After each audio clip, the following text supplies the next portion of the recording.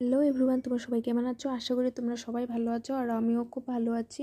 মানে মোটামুটি আছি বেমার আজের মধ্যে দিয়ে। যাই হোক, আজকে হলো 22 এপ্রিল। তো আজকের দিনটা আমি কিভাবে সেলিব্রেশন করব সেটাই তোমাদেরকে আজকে দেখাবো। প্রধানমন্ত্রী যেহেতু বলেছেন 22 এপ্রিল তারিখে সারা ভারতবাসীকে খুব ধুমধামে মানে পালন করতে বলেছেন।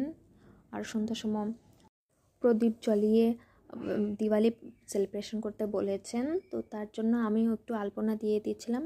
আর যেটা চিঠি দিয়ে গিয়েছে সেখানে নিমন্ত্রণপত্র আর কি, সেখানে লেখা ছিল আলপনা দিতে আর সন্ধ্যার সময় একটু ভাগবত পাঠ বা রামায়ণ ইত্যাদি পাঠ করতে বলা হয়েছিল।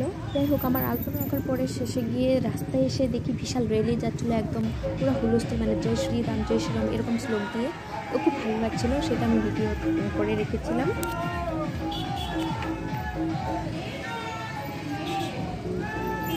সন্ধ্যার সময় আমি ডেলি প্রার্থনা করে নিলাম, ঠাকুরের সামনে প্রদীপও জ্বালিয়ে দিলাম। তো তারপর আমি সারা ঘরে এবং যেখানে যেখানে আলপনা এঁকেছি, ঘরে দুয়ারে রাস্তায় সবখানে আমি প্রদীপ জ্বালিয়ে দিলাম। কেমন হয়েছে আলপনাটা? যেরকম আমি আঁকি আর কি, ভালো মন্দ আমার আলপনা দিতে খুবই ভালো লাগে। আর এই যে সন্ধ্যার সময় গুনগুন করে আমি এগুলো করছিলাম, ভিডিওগুলো। আজকে খুব আনন্দের দিন। 500 বছরের মানে অপেক্ষা আজকে শেষ হলো। শ্রীরাম মন্দির প্রতিষ্ঠা হয়েছে সেখানে। আর ভগবান শ্রীরামের মূর্তিটা 5 বছরের, আর শ্রীরামলাল্লার শিশু রূপ আর কি, 5 বছরের রূপ, কালো পাথর দিয়ে তৈরি হয়েছে, অনেকই সুন্দর হয়েছে। পরিবেশ অনেকই সুন্দর, খুবই মনোরম, একদম চারিদিকে লাইট খুবই সুন্দর করে সাজিয়ে দেওয়া হয়েছে। আমরা তো নিজে চোখ দিয়ে দেখিনি, বাট তথাপি তো টিভিতে দেখেছি, মোবাইলে দেখছি, সবখানে খুব ভালো লাগছে দেখে।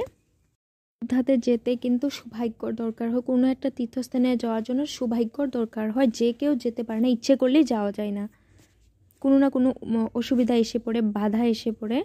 তো যাই হোক, আমাদের এখানে তো জায়গায় জায়গায় প্রসাদ বিতরণ হচ্ছে, দীপাবলির মতনই বোম টোম ফুটানো হচ্ছে পুরো ধুমধাম করে।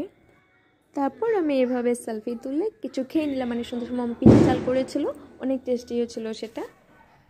মা বাবাও টিভি দেখছিল, আর টিভিতে যে চ্যানেলই চালানো যাক, মানে সব চ্যানেলে অযোধ্যার রাম মন্দির প্রতিষ্ঠা এটাই দেখাচ্ছে সবখানে, মানে খুব ভালোই লাগছিল। দারুণ টেস্ট হয়েছে না।